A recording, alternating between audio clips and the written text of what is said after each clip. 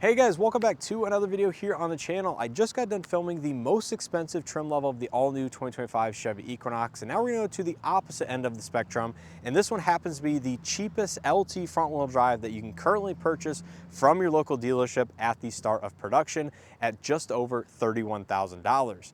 Now, if you guys are unfamiliar with the 25 Equinox, I do have additional videos here on the channel going trim by trim, telling you exactly what some of the feature and option differences are. So I highly encourage you guys to check those videos out if you guys are curious about some of the detailed aspects of this next generation. But overall, we'll have additional content coming as well here in the future, so make sure you guys stay tuned and subscribe here on the channel. But anyways, in this video, I essentially want to show you around the cheapest entry-level LT front-wheel drive with one of the additional option packages that GM is forcing on every single unit as of the start of production. This will likely change in the future, so you can get a slightly cheaper one maybe later in the 2025 model year into 2026. But as of right now, this is the cheapest one, coming in just over $31,000. And I have to say, for a compact SUV with some of the features and options that this one does have, it's a very impressive all-around package and what GM has been able to do for this next generation. So without further ado, let's not waste your time. Take a look at what you get here in the cheapest version of this all-new 25 Equinox for just over $31,000. So the Equinox in front of me is finished in the Lakeshore Blue Metallic exterior with the black cloth interior. Now, if you guys are unfamiliar with the 2025 model year Equinox, then you might not know that Chevy has actually discontinued the LS entry-level trim level, which now makes the LT front-wheel drive, as seen here, the new cheapest Equinox that you can currently build from the factory and actually purchase for yourself. Now, in terms of pricing, this actually didn't change all that much from an entry-level LS front-wheel drive from the 2024 model year, for example. So pricing remains fairly similar, but you are getting a lot of nice feature options and amenities here as standard equipment on every single Equinox in this next generation, which certainly is quite impressive. Now, starting at the front end, you can see the LT does feature a lot of nice chrome accents if you guys are into that for the upper grille section and some of those other smaller accents alongside the satin black grille design. Every Equinox comes standard with full LED lighting at the front end for your LED daytime running lights and turn signals in the upper housing, LED projector headlights for the low and high beam down below, and this one having that additional forced option package for the time being also does include the LED fog lights at the very bottom of that housing. So a good amount of LED forward lighting at this vehicle, which is always nice to see. Down below, you do have some darker gray metallic trim on the bottom of the front bumper, just below that matte black plastic, which of course wraps into the side of every single Equinox here in this next generation. And as part of that additional option package, you also do get the HD surround view camera system just beneath the gold accent and bow tie, which is something you don't normally see at this price point on a compact SUV. So that is certainly going to be one of those standout features. Now, coming along the side of the Equinox, as I mentioned, you do get the body cladding, which is kind of the usual black trim that you see on a lot of vehicles these days by several different manufacturers. So that wraps it on the wheel arches down below the door panels and out to the back of the vehicle as well. There is not, unfortunately, any availability of body color trim on any Equinox as of me filming this video, so all of them will have this same cladding, which is a big difference versus that of the previous generation, which in my opinion didn't have that trim and certainly looked a little bit more premium. Now, coming to the wheel and tire setup, this is going to be the base entry-level LT wheel. It is going to be 17-inch in diameter with a machined and gunmetal gray insert. Now, it is going to be riding on a 235/65 17-inch Firestone Destination HLT all season, so not something I'm currently used to seeing on GM products, but I'm sure is a pretty good ride quality and everything like that. You do get body color mirror caps as standard equipment, and this one having that package does give you the cameras for that HD surround view camera system. The mirrors themselves are going to be heated and do have blind spot detection as well. Not going to be auto dimming as we can see on this one, but it does actually have an auto dimming interior rearview mirror, which is very nice. You get proximity entry on both of the two body color door handles. Unfortunately, GM is not offering proximity entry on all four door handles, at least at the time being as of me filming this video. And it does have the normal black trim around the windows with the gloss black B and kind of the C-pillar out back. And one item you might be seeing or noticing is it does not have any sort of roof rails, but that is going to be available depending on if you equip the panoramic sunroof or the midnight or sport appearance package in some of those higher trim levels that will add that here on the LT, but this one does not have that. Now coming to the back end, you will find the LED tail lamp assemblies, which are going to be the same across LT, Active, and RS, and actually look quite nice. So they are a partial clear, partial red design, and borrow some styling elements from that of other updated GM products, such as the Traverse as well as the Blazer EV, with this kind of fang that comes down the quarter panel. So it is going to have the LED brake lights, turn signals, and reverse lights all in that upper housing. You do get rear park assist sensors as standard, which is again a pretty standout feature, with the same darker silver trim as the front fascia, chrome badging, gold bow tie, as well as your rear backup camera right there. And this one does have that optional camera package, which, like I said, adds the digital rear camera mirror with the integrated washer nozzle just beneath the clear third brake light, which is something, again, you're not gonna find in a $31,000 SUV from pretty much any other manufacturer. So that's gonna be a look at, for the most part, at the exterior of this 2025 Equinox. Let me know what you guys think down in the comment section below. I absolutely love Lakeshore Blue when they introduced it a couple years ago, and I think it looks fantastic on this vehicle. But let's go ahead and take a look at the window sticker so you guys know exactly how this one is equipped, and then we'll jump onto the interior. So take a look at the window sticker. Like I said, this is a base LT front wheel drive with the safety and technology package, which is currently being forced to be built on every single Equinox just for production constraints or whatnot. But the LT in general comes very well equipped with heated front seats, heated steering wheel, wrapped steering wheel. It has the 8 years of the OnStar One Essentials package, the Google integration, proximity entry, remote start, adaptive cruise control, blindstone steering assist, etc. The list really goes on. And with that additional safety and technology package for just over $1,000, it gives you the HD surround view camera system, rear pedestrian alert, traffic sign recognition, fog lamps, rear camera mirror, and rear camera mirror washer. This one also has the front license plate bracket for $40, which brings the total MSRP, including destination, to $31,120. So take a look on the interior. Like I mentioned, this one has the black cloth interior, but other options are going to be available as well. Starting out here on the door panel, you're actually going to find very similar materials, no matter if you get a base LT all the way up through a fully loaded RS, which is quite interesting to see. So this entire section right here is going to be soft touch, but it is going to be slightly more textured than that of an RS, with some of the deeper textured accents with the white accent stitching down below. Get the same gloss black trim around the window switchgear. Power windows, mirrors, and locks, with only the driver window being fully automatic up down, the rest of them being automatic down only.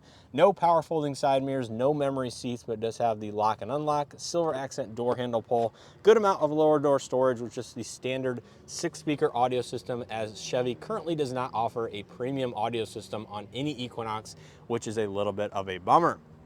Coming to the driver's seat is going to be a manual design, so no power the way this one is equipped. It is going to be manual height adjustment, so 6-way adjustability. And there you can see the standard cloth accents with the pattern in the middle, the lighter gray accent stitching, and really nothing too stand out about these seats themselves.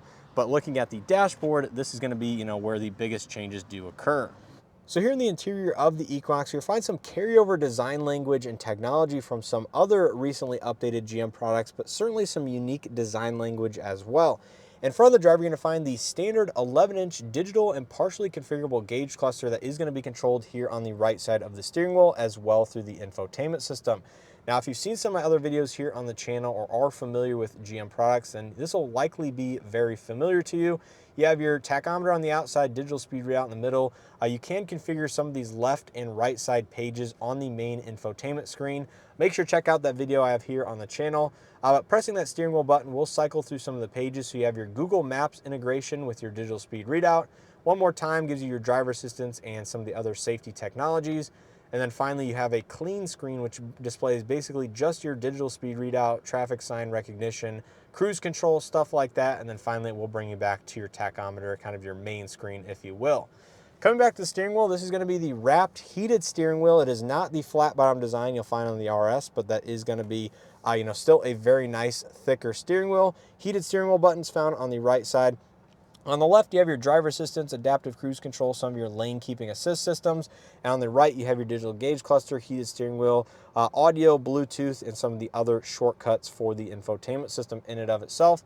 You do have paddle shifters on the back, which is interesting because this has a CVT type transmission. So not exactly sure what those do, but there are going to be rockers on the left and right hand side beneath them to control your volume, as well as cycle through your different favorites for the audio on the infotainment itself.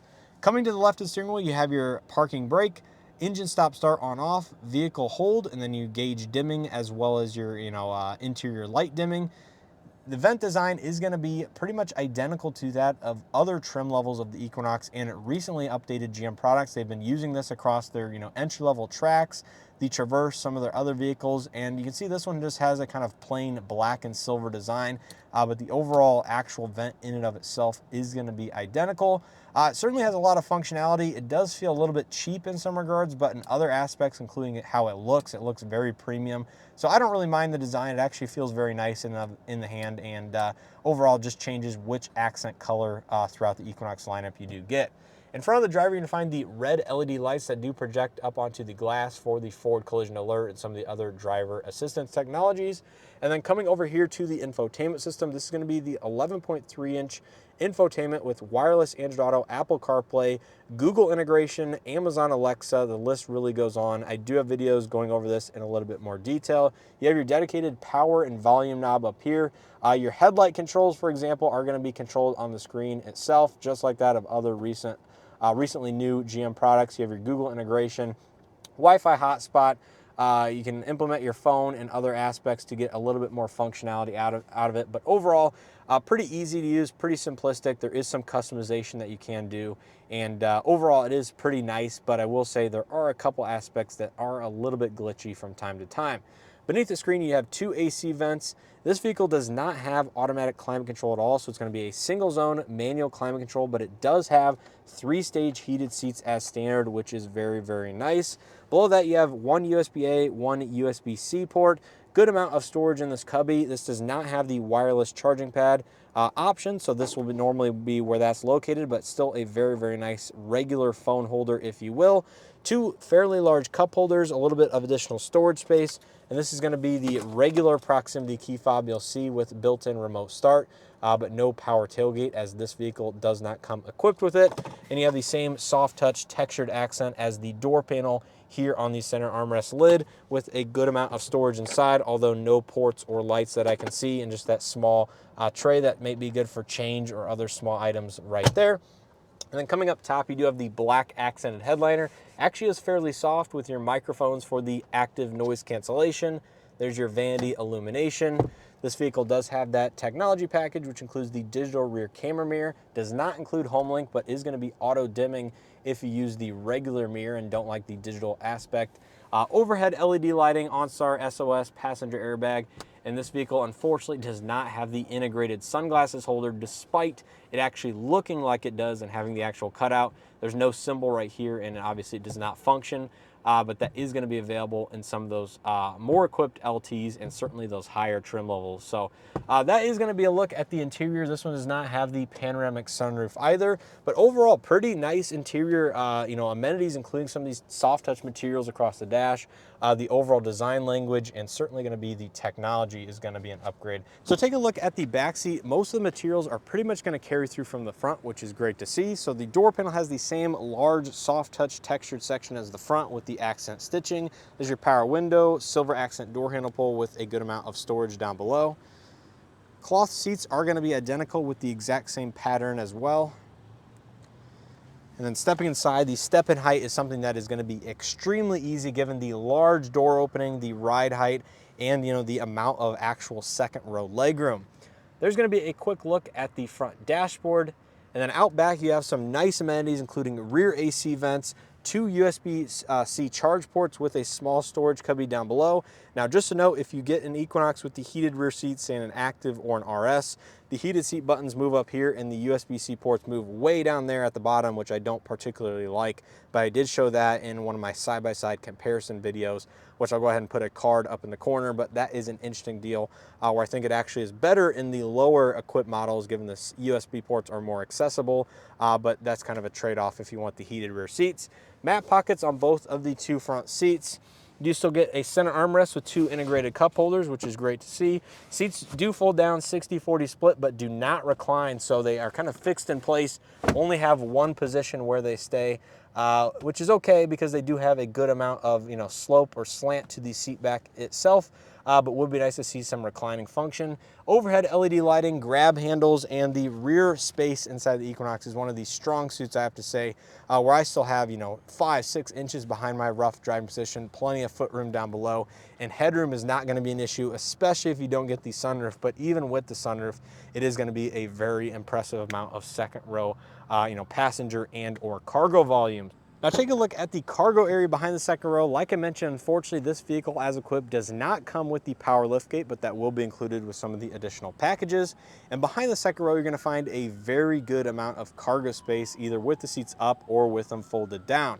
You still do get the same LED lighting on the left and right-hand side, no matter which Equinox you do get, which is great to see that you have, a little bit of light being dispersed from either side, although they are not nearly on the same plane, so that's a little bit of a trigger there if you got OCD. But you do have a 12-volt outlet back here, some tie-down points for some of the additional cargo net and accessories. Beneath the floor, you do have a good amount of underfloor storage. This is certainly a strong suit of some of the GM products in general, and then you do have a temporary spare tire with your roadside toolkit just beneath that kind of removable tray there. But overall, very impressive space back here. Most people should be, definitely satisfied with the amount of room you have. Just a little bit unfortunate that you do not get the power liftgate. Now finally, wrapping up here on the passenger front seat, materials are going to be the same as the driver's side, and unfortunately you do only get a 4-way manual seat, so no height adjustment over here, but that's okay at this price point. And then finally taking a look at the dashboard, soft touch materials with that black accent that runs across into the AC vent. Damped glove box, it does have a good amount of lower storage. And one item I forgot to mention is you do get a second tier to the actual center console, which might be a little bit hard to access given its kind of short overall height, but it is going to be storage at the end of the day, which is great to see inside of smaller SUVs in general. So that's going to be a look at the interior of the Equinox LT. Let's go ahead and pop the hood, see what powers this particular vehicle, and then go ahead and wrap up this video. So under the hood of every Equinox for this next generation, you're going to find the carryover 1.5 liter turbocharged 4-cylinder paired to either a CVT for front-wheel drive models or an 8-speed automatic for all-wheel drive. Now, power output will vary depending on if you get front-wheel drive or all-wheel drive. Front-wheel drive models put out 175 horsepower and 184 pound-feet of torque, where all-wheel drive models put out 175 horsepower with 203 pound-feet of torque. So there is going to be a pretty substantial torque difference, or a somewhat noticeable torque difference, if you do get an all-wheel drive Equinox versus this front-wheel drive one here. So that's going to do it here for this video on the all-new 2025 Chevy Equinox LT front-wheel drive. Hopefully you guys enjoyed it and or found something helpful as always. If you did, make sure to hit that like button below, subscribe if you haven't already, and check out some additional content I have here already posted and or coming on this 2025 next generation. Overall, I think it's a fairly impressive vehicle for the $31,000 price point that this one comes in at. Any more vehicles are creeping up and up, and the Equinox is no different as a whole, but I think competitively in the compact SUV space for the low $30,000 price point, I think this one has at least all of the features and amenities that one would expect for the most part at this price point. Now, there are a couple things that are kind of a give and take. Now, the digital rear camera mirror, the HD surround view camera system, those are standout features, but not having a power driver seat in the low $30,000 price point is a little bit unfortunate, but luckily you can get that convenience package too for a couple $1,000s, which will give you that feature along with a host of other items, including the EvoTex interior. But some people might not want the EvoTex interior, and that unfortunately it appears to be the only way that you can get a power driver seat in the Equinox lineup in general. So maybe a give and take in terms of features, amenities that you are expecting, but having heated seats with a heated steering wheel for $31,000 is pretty nice and pretty impressive as a whole among that driver assistance suite that is also going to be standard equipment. So you guys will have to let me know your thoughts and overall opinions on this particular package and or the Equinox in general down in the comment section below. Make sure you guys stay tuned for additional content and side-by-side comparisons here on the channel, where hopefully I will have time to bring the Equinox around and do some comparisons to other vehicles in the compact space, which may or may not be all new and or refreshed for 2025. So I think that will be very interesting to see as well. As always, I appreciate your continued support here on the channel, and as always, hope to see you guys in the next one.